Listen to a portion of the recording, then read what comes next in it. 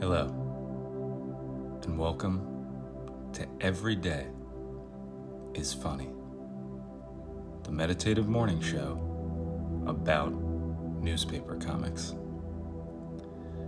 You know, yesterday I was editing the episode, yesterday's episode, of course, and while I was editing, I had my sleeves rolled up because it was pretty hot in my room. And suddenly, without thinking, this is very vulnerable of me to say, I kissed my right arm I had no forethought about it. It just happened. And I'm still kind of processing it. I just looked at my arm with the sleeve rolled up and kissed it. I have no idea why. If people have done this, can you please let me know? Because it didn't seem like the strangest. I don't know. It's like on one side, there's like body positivity. Kiss your arm. Do whatever. But on the other side, I'm not like the builtest of men. I'm not kissing the fucking pythons. You know, it's just like a normal kind of thin arm. So I don't know what I was doing. I don't know. I'm still thinking about it ever since it happened. I haven't stopped thinking about it. Am I upset at myself? I wouldn't say I'm pleased as punch. But I'm not. No, I think it's good. I think I've landed more on the side of that was fine. Maybe not something you need to share on a morning show. But I would love to know if other people do this. There was no thought beforehand. I did not think, whoa, cool arm. I didn't think anything. It just kind of happened. And that's also, maybe is it sadder that I did it? Or that immediately after I did it, I thought, well, you've got tomorrow morning's topic for the show. I don't know which is sadder. Or if all of it's amazing. Man. Things are weird. Anyway, moving on. But yeah, please send me an email at everydaysfunnyshow@gmail.com and tell me if you ever spontaneously and unconsciously kiss your arm. It was really like, it wasn't sensual, but it was a quick peck. I didn't do anything really weird, but it wasn't like unfamiliar kiss either. It was like my arm and I knew it, if that makes sense. Oh my Lord. Anyway, as we know, this is the religious era of Every Day is Funny. We're slowly turning the show from a podcast into a religion and the Church of EDIF. And the way to get taken seriously, of course, is to come up with your own 10 commandments. And yesterday was the 4th commandment. Thou shalt not commit any heists. I'm serious about that. Today is the 5th commandment, and this one's really stupid. And it kind of surmises, it's not just a commandment, but it's kind of about the Church of EDIF's entire belief system. Like, this is our core belief in what we fight for. So the 5th commandment is, you must believe that Pangea will come back together again. So a core tenet of the Church of EDIF, you know, some religions have Jesus is coming back, the second coming of Jesus. We're saying there's going to be a second coming of Pangea. It's not going to be happening slowly over time, where people will notice a trend and kind of piece it together that it's, you know, everything's coming back inward and going to connect again. No, we believe this will happen suddenly and without warning, which is why it's not really doomsday prep. We don't know if they're going to come back and crash hard and cause like seismic waves. It might just be like a speedy connection and then just fit together snugly like a puzzle piece without any thrashing. So it's unclear if you should be doing doomsday prep or just kind of like travel prep, planning where you want to go in the world now that it'll be easier to get to places and planes won't be as necessary. Maybe a little of both. Maybe kind of pretend like you're packing for a trip, but you're also taking perishables or something, you know? Make it half doomsday, half travel, would be my advice. So yeah, Pangea's gonna come back. We really believe this. And when it happens, tell him EDIF sent you. Sent you to Pangea, I guess. Alright. Let's get to the comics. Let's check out Dennis the Menace first. Alright, we see Dennis talking to a little baby, and he's pointing at two females on the sidewalk. Dennis says, "Gina talks with her hands. I wish she could teach Margaret to do that." What?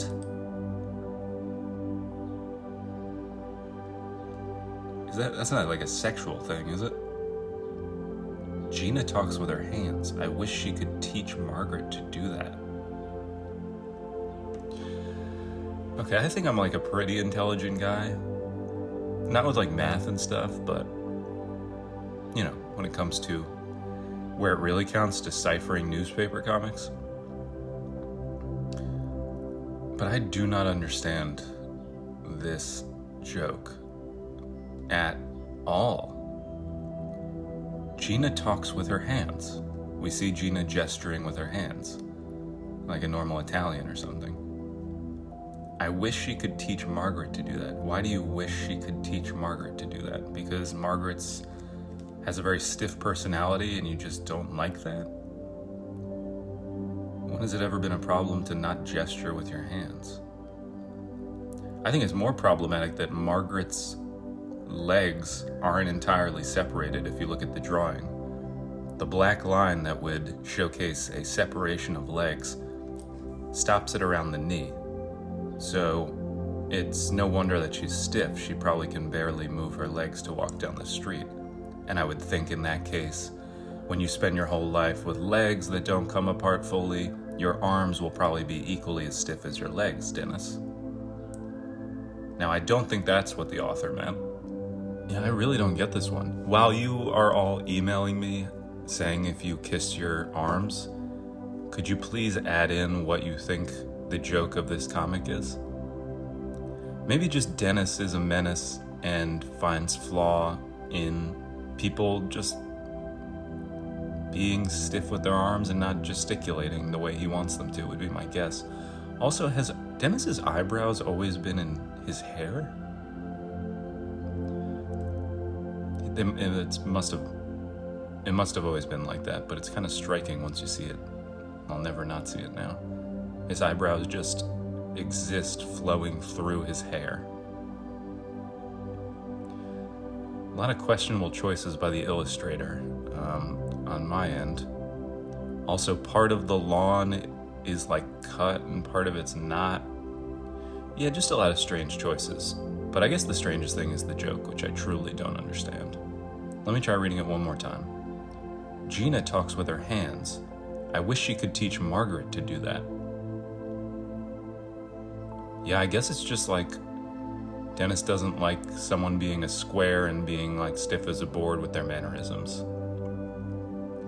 Listen, I don't get it, I don't like it, but they do have to draw these things every day, so it's like expecting all the episodes of this show to be good. It's a fool's errand. Man, isn't it great when you like something spews out of you like fool's errand that you don't know if you've ever said in your life, and then it just happens naturally? That's great. Alright, let's move on. Let's do Merryworth. Now I'm just kind of on a hot streak, now that the daughter's visiting Wilbur, to see if we can get any more information about why the daughter's mother kicked her out of her home and why she had to come stay with Wilbur. I'm jonesing for more. Alright, we still see them sitting at the table talking, eating some Chinese food, it looks like. Wilbur says, "Your mother is a stickler for things going according to her plans." The daughter says, "I wanted to stay with her and see if we could reconnect." He said, "You went in with the best of intentions and an open attitude." And she says, "I didn't have an agenda. She expected us to immediately gel with one another, but we're very different." Everyone's speaking in very vague terms. Like, what was her plan? Like, activities that she didn't reciprocate wanting to do? Discussions she didn't want to have about where she was going with her life? Like, when people talk very vaguely without facts to back it up, or specific instances, specific conversations, I don't know, I'm not buying this. Like, Wilbur's just like, "You went in with an open attitude," and then she's responding, "I didn't have an agenda," as if Wilbur was accusing her. It's like everyone's just coming in hot. It's like, everyone take a breather. Why don't you reflect on maybe things that you did incorrectly? I'm not saying there are things, but I am saying that, yes. Did you really give the 100% effort in trying to reconnect? Because her inviting you to stay with her was definitely an attempt on her part to do that as well. And I know I'm talking about fictional human beings, and I'm getting very involved with their life. But that's kind of the whole shtick I set myself up with here, so I kind of have to commit to it. Okay, this is maybe the stupidest thing I'll ever notice, but look at this panel.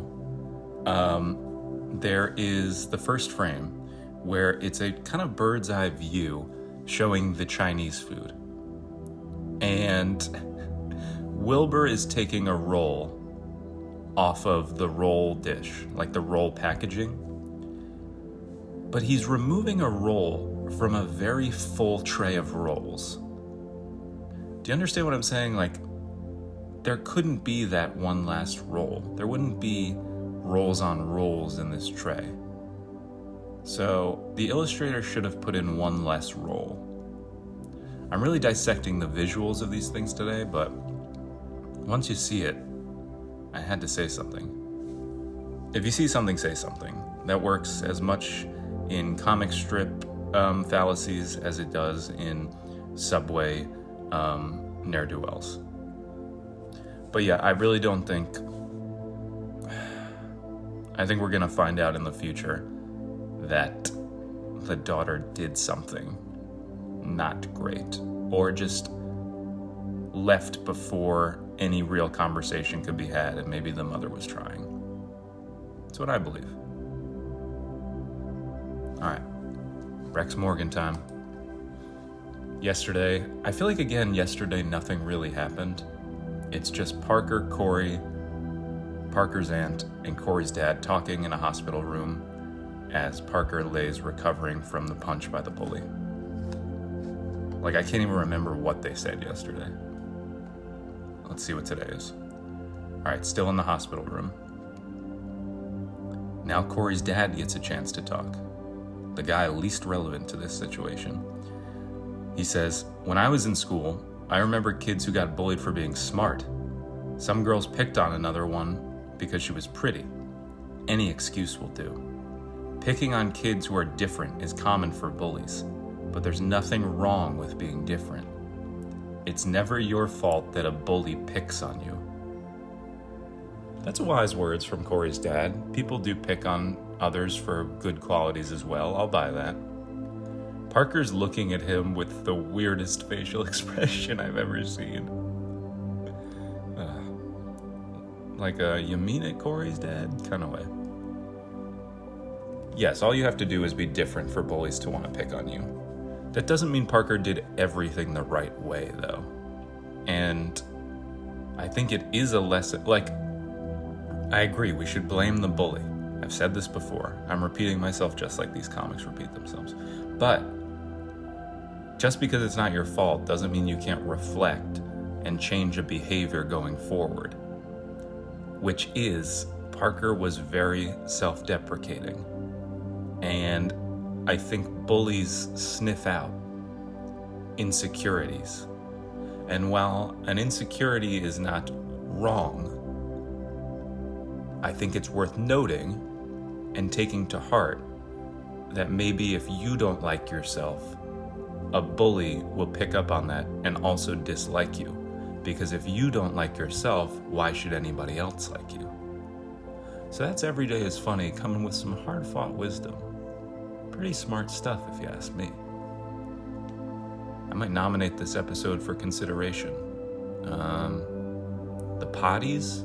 It can't be called the Potties. What is the Podcast Awards? Should we look that up? Because Rex Morgan's got nothing going on today. I would ask that you please nominate this ep for, looks like it's just called the Podcast Awards. That's a shame, huh? Jesus Christ, why can't they give it a fun name? It probably is because Potties was right there for the taking, but they obviously couldn't do it, so then they went with the Podcast Awards. I'm guessing that was the background in those conversations. Anything else to say about the comic? No, we're just kind of saying the same stuff over and over again. You didn't have any right to be bullied. Nothing was your fault. Now we'll let you lay here and say the same thing to you tomorrow. It's just like, come on. What's the point of this comic? I don't think kids are reading this. So, like, who is this for? Parents who are judgmental of their children for being different? Any bullies who are out there reading it? Like, I don't know who this is for. All right, let me think of what to comment. All right, I'm going to play off Corey's dad saying that there was no reason for the smart kid and the attractive girl to be picked on by bullies. So he's going to say in my comment, come to think of it, that kid who was smart had also assaulted a teacher. And oh yeah, the girl who was pretty also had a glass eye. I guess there are specific reasons bullies choose their targets. Anyway, see ya, Parker.